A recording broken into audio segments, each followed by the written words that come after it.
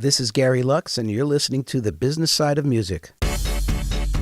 Success in the music business begins with a dream, a vision. This podcast will give you, the listener, the insight and tools to turn that vision into a reality.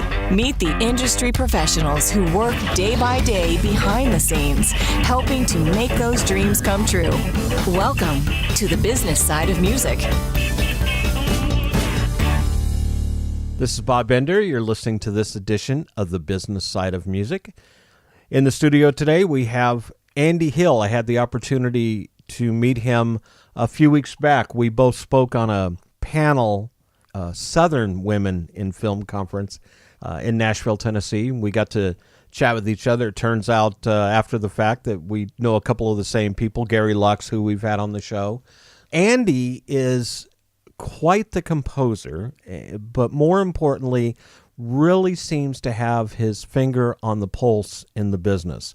He studied film at NYU. He's former vice president of music production at Walt Disney Pictures, former program director for music composition for the screen, Columbia College, Chicago, is the composer and producer of his company, Cinemuse, and has written a book called Scoring the Screen. Andy, welcome to the show. Thanks, Bob. It's good to be here. And I try to keep my finger on the pulse. Thank you for saying that.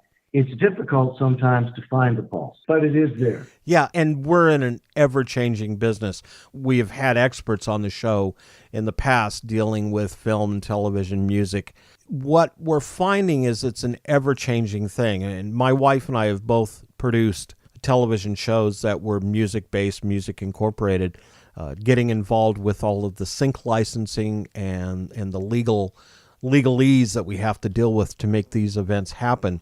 There's a lot more to getting music on the film than just getting music in the film, isn't there? Absolutely. I mean, people talk about placements as if they were a bit like product placements or something, as if you could just walk into a cutting room with any, hot sounding tune and plug it into the film. That you, as a music supervisor, for example, since that's what I've spent a lot of my life doing, that music supervisors simply have that power, and they don't, of course. It's filmmakers, television producers, creative people of all times agonize over the right music choice.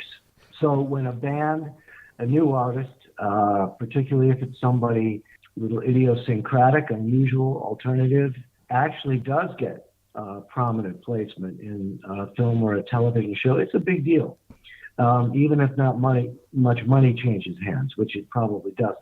So, yeah, there's all the usual choices come into play. I mean, if the tune is coming off a car radio or somebody's earbuds or in a diner, obviously it has to obey the same rules that everything else in the film does, which is don't get in the way of the story. It's almost, and I've said this before too, the music to me is a little bit of accent or seasoning to the actual scene that you're watching. Now, and I've said this, turn the volume down, turn up the closed captioning, or turn on the closed captioning without the music there, and it's a whole different flavor with the music being there. And I think that's where it's so important, especially for the role of a music supervisor, which I want to get into here, placing that right piece of music in that certain segment of the film. And it might be 5 seconds, it might be a couple minutes, it might be a score, but it's important that the right piece of music falls into that certain place. Well, absolutely. I think that first of all, the only reason you and I are still working in this business is because everybody who makes films recognizes that is true, what you just said. If you're in an Italian restaurant in Little Italy, in the 70s or something like that, and the right tune is on the jukebox, the location comes alive sensually in a way that it couldn't otherwise. I mean, you start to smell the garlic, and so it can be an art. A lot of times we get stuck on the business side of it because everybody's always trying to figure out, how do I get in, Right. And once I'm in, how do I ensure repeat customers? And the marketing aspects of it. But at the heart of it is this this selection process about what belongs in there and what doesn't. And then, as you know, there's a whole, once that choice is made, you begin a new phase, which is trying to figure out how much you ought to pay for it, how broad your license ought to be, all that kind of stuff, whether it's going to be on a soundtrack. And this is now all, as you say, nothing is constant but change in the music business. And now this is all being done under new business models that didn't exist 20, 25 years ago. And you brought up something that I think is important to realize too. If you are a songwriter or you're a composer of music for film or television or stage for that matter, and the soundtrack is being released, there's still no guarantee that your music's going to wind up on the soundtrack. I worked on a couple film projects in the past, Quest for Camelot and this Sylvester Stallone movie Driven, where we worked with the music supervisors, got the music placed onto the film, and our goal was always to try and either get the theme song. We worked with Leanne Rimes on How Do I Live for the movie Con Air. That wound up not being used because Trisha Yearwood wound up singing the part. We still want to get our music placed on that soundtrack. And typically, and our ultimate goal from that end of things is to be the hit off that soundtrack. And so the music supervisor, what specifically is their role? Well, the title goes back actually to the early days of Hollywood, when the music supervisor functions almost more like a musical director in live theater. It's an old-fashioned producer job, which involves elements of stage management, budgeting, hiring necessary ancillary personnel, sometimes hiring musicians, making sure everybody gets paid, that sort of thing. As it transferred to Hollywood, because there were all these new technical demands involved in using music in film, music supervisors had to become sophisticated about that stuff as well. And the job started to become much more about the selection, acquisition of existing material than it was about producing new material or about actually supervising live recordings. So if you're a filmmaker and you've got a favorite music supervisor, somebody you've worked with a couple of times and you trust, you're going to call them sometimes fairly early in the game, certainly as soon as you begin cutting the film, and ask them to start supplying you. You give them a script and a breakdown of what you need, what function the music has to have in the scene, all of that, the length, rough, timing, things like that. And then the music supervisor goes and tracks any number of things down and presents them as options to the filmmakers. And these people are notoriously indecisive. Mm-hmm. And for good reason. There's a lot of money on the line. And nobody wants to come out of this looking bad, choosing the wrong song. So they will do 3, 4, 5, 6 or more things in there. You may go to a preview where your song is absolutely killing the movie. It's just working perfectly. And then the next thing you know, it's out. Because it just has to ultimately, I guess it varies. If it's motion pictures, it's usually the director. If it's television, the showrunner. Games, the sound designer. But it's the same process, almost no matter what. And yeah, your place is never assured in the film until it's actually been released. So when we come back, I want to talk a little bit about how a songwriter or a composer can get their music, how they go about the movement of getting discovered, getting their music placed into a project. This is Bob Bender, and you're listening to this edition of The Business Side of Music. You're listening to The Business Side of Music.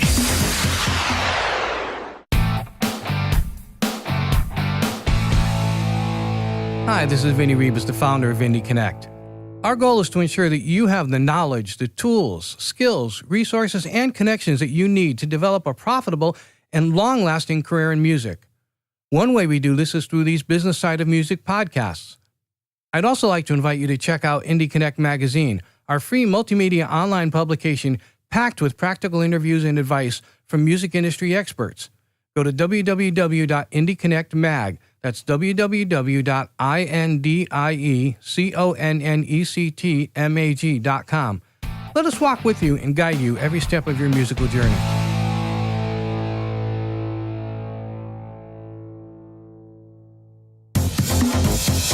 You're listening to the business side of music.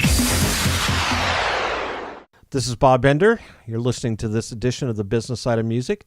In the studio today, Andy Hill with Cinemuse, a music composer, author of the book Scoring the Screen, former program director at Graduate Film Scoring at Berkeley, Valencia. We didn't mention that earlier, along with former program director of music composition for the screen at Columbia College in Chicago and Walt Disney Pictures.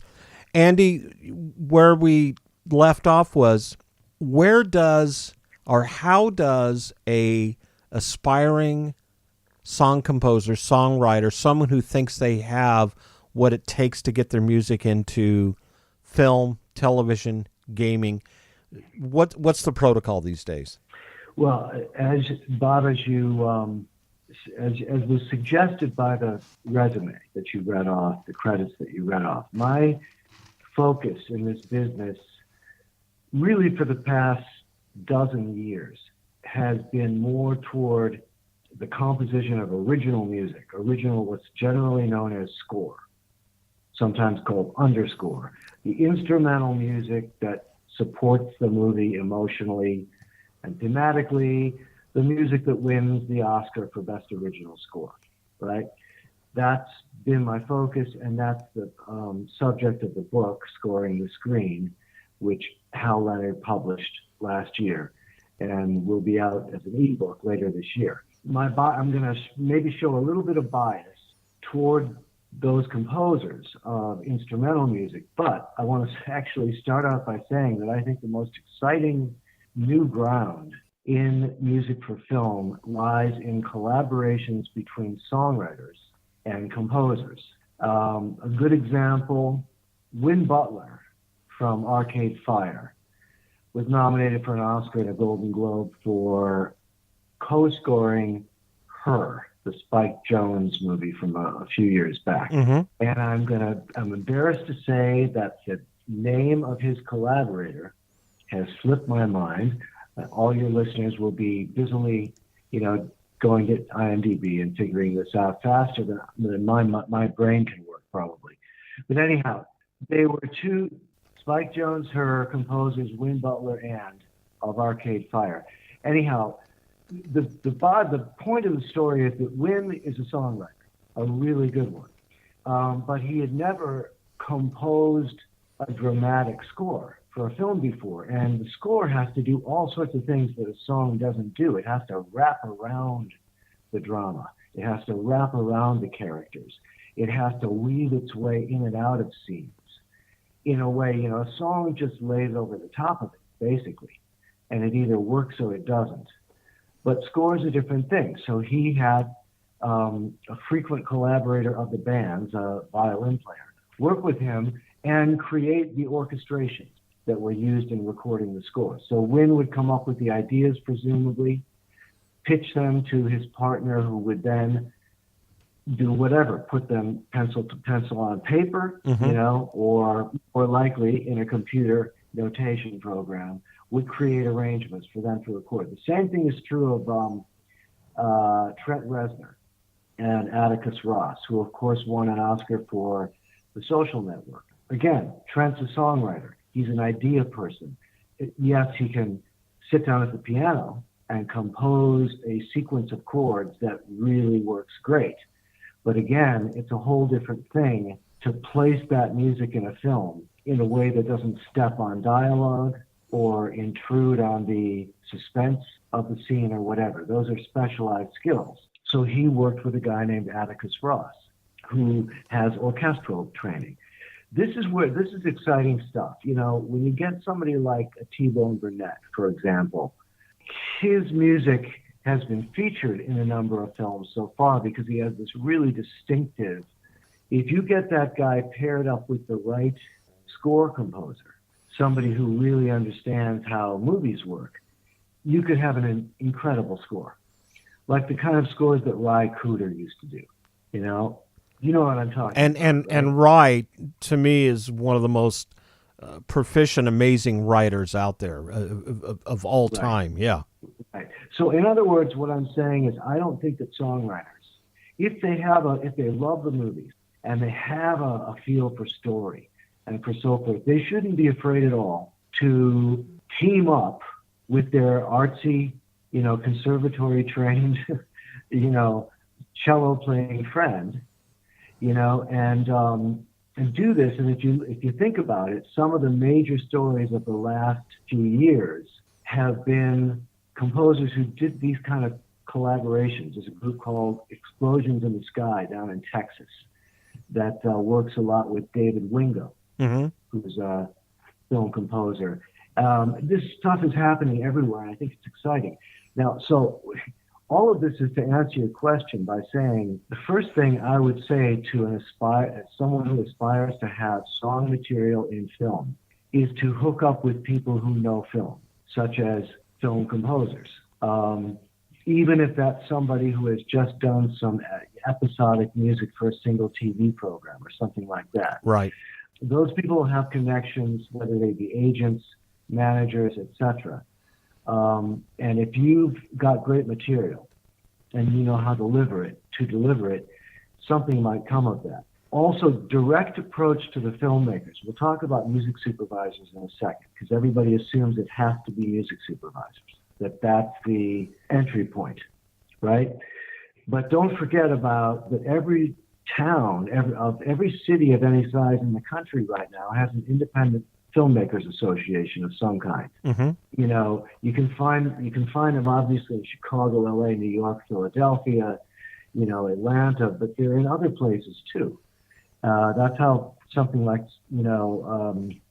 Slam Dance came about, or South by Southwest. It's how you and I met. Yeah, we were at a film conference in Nashville. That's right. And the filmmakers, they're ultimately your customers.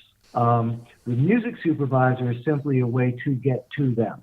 Music supervisors today run the gamut, and I say this as one of them, so I say it without meaning it disparagingly, but they run the gamut from being, superbly knowledgeable, sort of walking encyclopedias of music, every genre of music, pop, jazz, folk, funk, hip hop, classical, what have you, who just have this incredible sense of what will work, all the way down to people who are simply brokers, because they've got a half a dozen or a dozen indie bands who they're interested in and they think they can place. And those indie bands maybe have signed up some sort of deal with them. Maybe there's some unspoken or unwritten agreements between them. But the music supervisor's job is basically to be a mediator between the film production and the talent they need. And oftentimes these days, because they're working on very low budgets, they can't afford the band they'd really like to have. So the music supervisor becomes a conduit to getting the same kind of track, the same kind of sound from a much less expensive artist. And that's something we talked about a little bit on the panel at the conference too, that right. If you want Sublime or you want whoever and you can't get them, you want your next best effort is to go out and find someone that is similar to them. That's right. And it's tremendously time consuming for a production assistant or a producer's assistant or something like that to do that research, even though we have Google and we have Last.fm and we have Spotify and we have these different services. Just think of the time, if you don't already know your stuff, that it would take for you to find indie bands that are available and that have material that has been mastered and is ready to go in your film for the right price. So instead you call, who you're going to call. You call your friendly neighborhood music supervisor, because hopefully they can get you to this stuff faster. Now, hopefully what happens as music supervisors grow in their roles is they also become that other thing, which is somebody who just knows the stuff cold and can even go into a studio if necessary and produce a track. Let's take a little bit of a break, get a word in here for one of our sponsors. And when we come back, I want to pick your brain on what advice you would give someone who is just starting to get into this business. This is Bob Bender. We're in the studio with Andy Hill, and you're listening to this edition of The Business Side of Music. You're listening to The Business Side of Music. Next up, the Indie Artist Spotlight, brought to you by Reverb Nation. Hi, my name is Holly Horton, and I'm a member of Reverb Nation. Spent many a days on McFrancis Road, where I once was alone, till you came along. I'm based out of Birmingham, Alabama. We first met in a yellow chateau, where we learned to grow, where we would roam. Now here I stay, you're at least a day's drive away. I've played at just about every exit from the Gulf Coast northbound to Nashville. The time came when winter would unfold, many nights that were cold, it seemed to never snow. You would laugh with me and I laugh with you, like good friends do. We were such a My music is a mix between Americana, folk, and country. Summer came, we had to bid adieu. You left and I never felt with more blue. Here I stay and you're at least a day's drive away. Some of the artists I love listening to and have influenced me include Stevie Nicks, John Paul White, Jewel, and Emmylou Harris. Take me back to that place where across the aisle to see a smiling face. Those are the moments we can't replace. Those are the moments that I embrace. Now here I stay, and you're at least a day's drive away.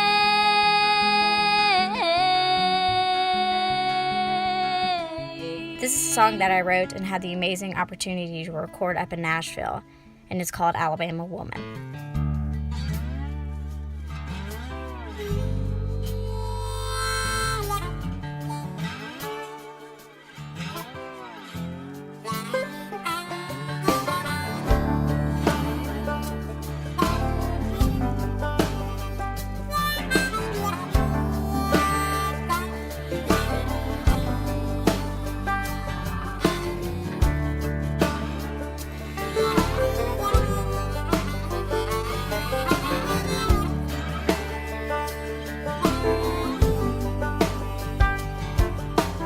Alabama born and raised I am. Grew up down in Birmingham. He was just mama, daddy, and me.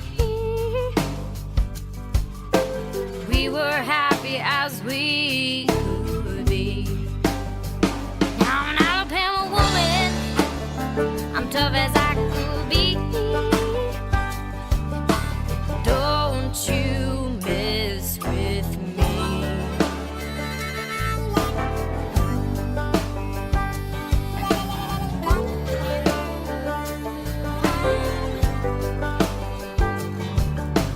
Alabama, where the skies are so blue. Lord, I'm coming home to you. You'll get attached just like glue. Ain't no way you're forgetting this you. I'm an Alabama woman, I'm tough as I could be. Don't you mess with me.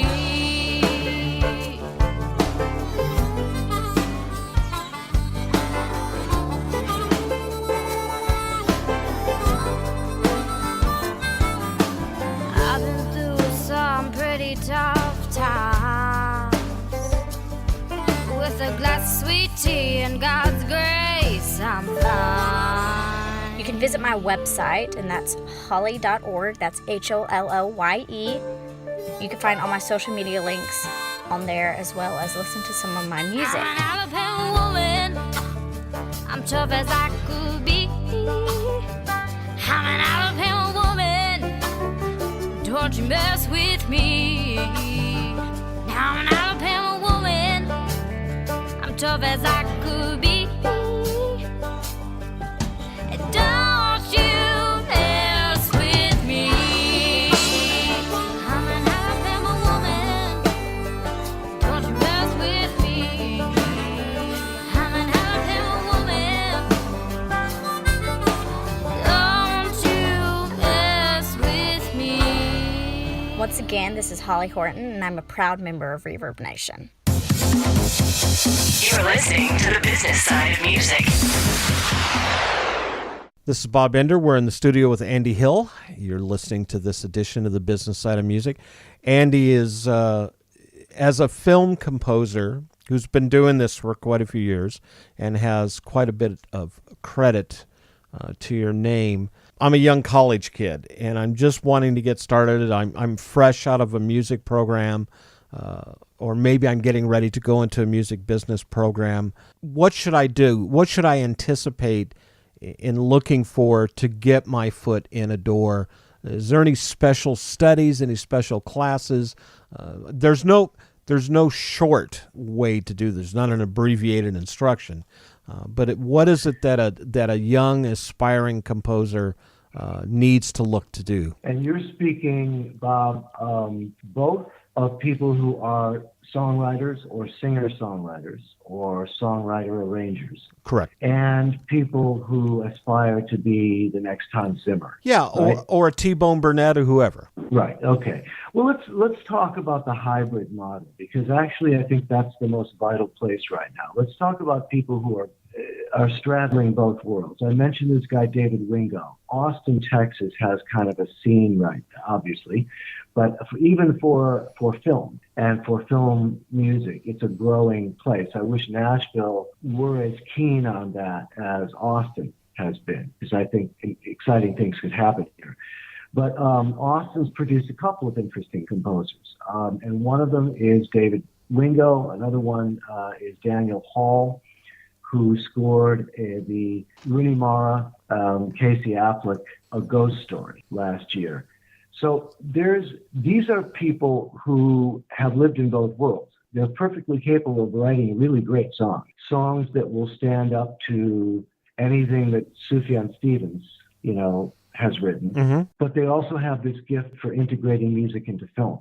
I'm excited about those composers, so I'm going to speak to them for a second, because the others, either pure songwriters who are just looking to place their music, or pure composers who are looking to get gigs writing a 40-minute score, those are kind of special extremes. Now, what they all have in common, middle, left, and right, is what we talked about before, which is getting to the filmmakers wherever they go.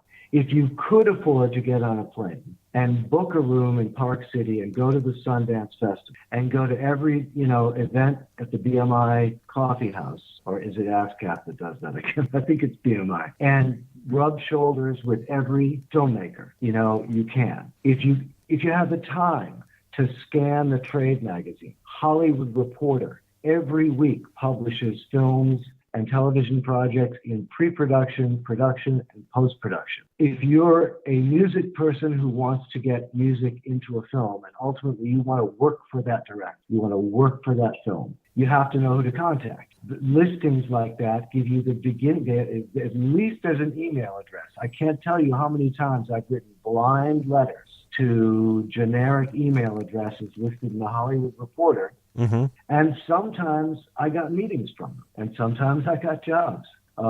It's a crapshoot, but you have to know what's out there.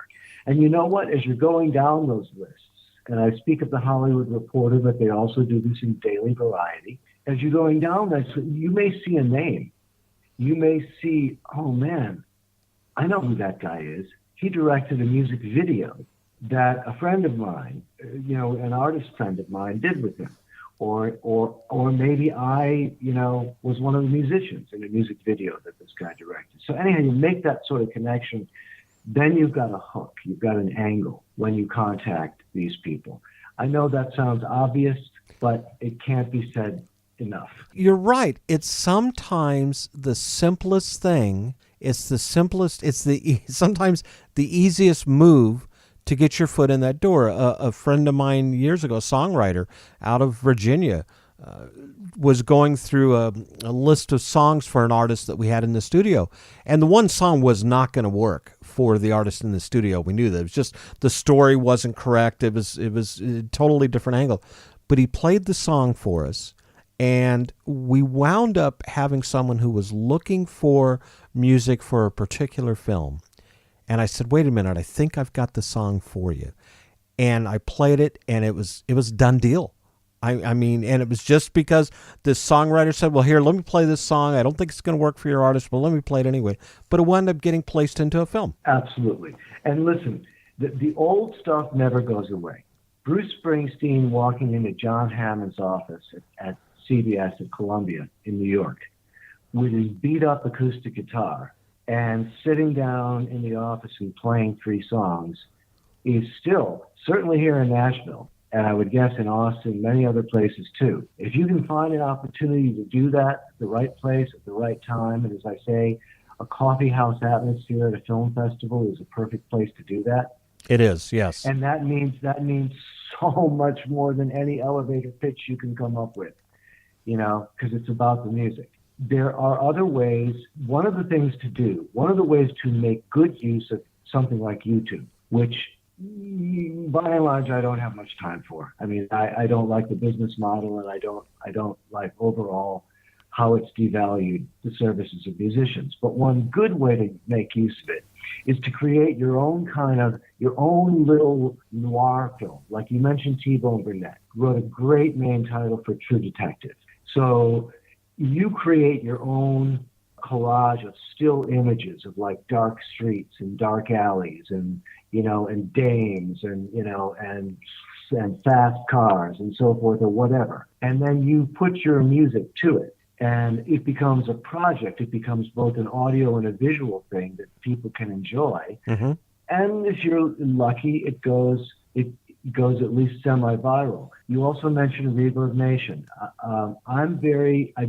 I have to confess, I need to get fully up to speed on what they're all doing. But I do understand that they are serving the function that talent agents used to serve, as well as to some extent the function that publishers used to serve, in the sense that they're creating these consortiums of artists and then, pushing their music out there. Now, CD Baby and so forth, that's different. They're an aggregator. But Reverb Nation, if I understand it, is actually doing something active with the music, right? It is. It's somewhere where you can go, you can type in an artist's name and be able to listen to 2, 3, 4, 5 of their songs. They're readily available. Right. So it's a place where obviously a music supervisor might send a director there to listen, to check out a given artist, which is the other thing. I know we're running out of time, but it should be mentioned. A lot of young composers these days, straight out of school, straight on the streets in LA and Nashville and New York, wherever,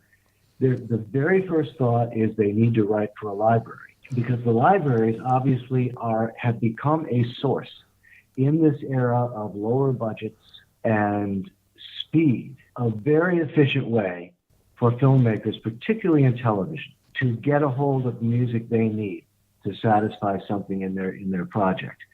And so the libraries have now tailored themselves, whereas they were almost like stock footage libraries. They just had archival stuff. Mm-hmm. Now, as you know, libraries, people write for libraries. They write entire catalogs of suspense, of thriller, of romance, of romantic comedy, and so forth, as well as songs. And of course, the fear for somebody like me who loves working with artists in the studio, or at least creating an original product, is that these libraries might take over. They just become one-stop shops. But it may be the way of the future. And actually, how different is that from being signed to, I'm trying to think, Warner Chappell or someone like that back in 1961 and writing exclusively for that publishing company.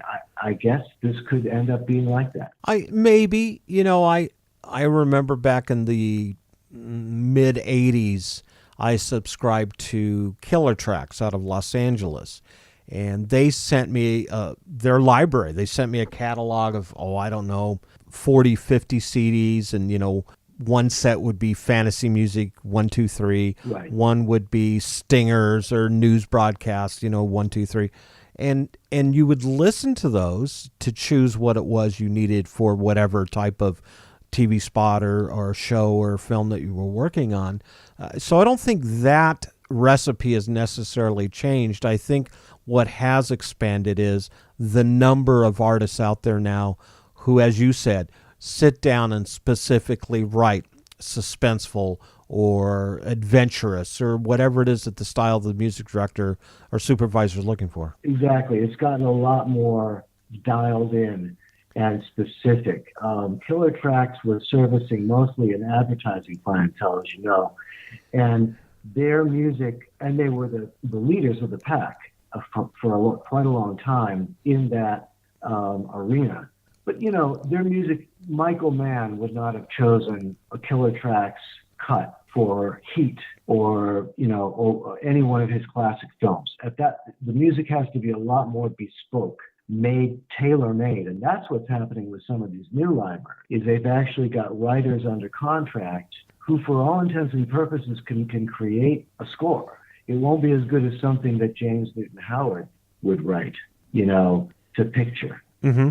But for a lot of television, television in Europe is almost entirely tracked from libraries. So it's something to look at, certainly something for any songwriter, composer to be aware of, is that getting his or her stuff placed in a library that is actively licensing to filmmakers, that actually has credits on current running television shows or current, indie theatrical shows or something like that. That's a place you have to look. You're right. Check the credits on a show or a film. Find out, and you'll see a lot of repeat names. Those are the people that are really stirring the pot. Absolutely. Andy, thanks so much for being on the show. All right, Bob. It was a pleasure. Same here. If you're interested in learning more about our show, drop us a line at musicpodcast@mail.com. That's musicpodcast@mail.com. If you have any suggestions of persons or topics that involve some facet of the music industry that you'd like to hear about on our podcast, please feel free to let us know. You can follow us on Facebook on the Business Side of Music podcast page. You can also find us on Twitter at Music Business Podcast. Also, if you're listening to this podcast on iTunes, post a review on what you think of our show. This is Bob Bender, and you've been listening to this edition of The Business Side of Music. The Business Side of Music is the creation of Tom Sabella and Tracy Snow and is produced by Bob Bender for Bob Bender Productions. Co-producer for the show is Vinny Rivas. The Business Side of Music is recorded at Music Dog Studios in Los Angeles, California and Nashville, Tennessee. Production sound design by Keith Stark. Voiceover and promo by Lisa Fuson.